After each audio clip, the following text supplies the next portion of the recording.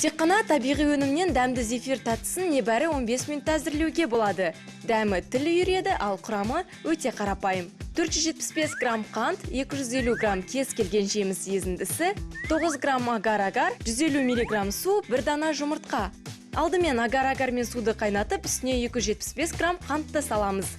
Ерітінді температурасы 110 градусқа жеткенше пеште ұстаған жөн. Ал осы уақытта бөлек ыдыста кез келген жеміс езіндісі мен 200 грамм қант жұмыртқаны араластыра берсе болады.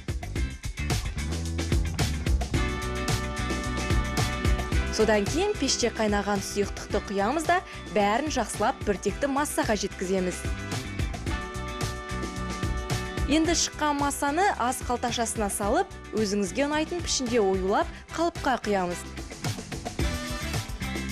Ең қызығы бұл тәттіні пісірудің қажеті жоқ. Тек бөлме температурасында 18 сағатқа қалдыру қажет. Белгіленген уақыт өтті дегенде бір-біріне жанастырып, қант ұнтағын себеміз. Тәттіміз дайын. Асыңыз дәмді болсын.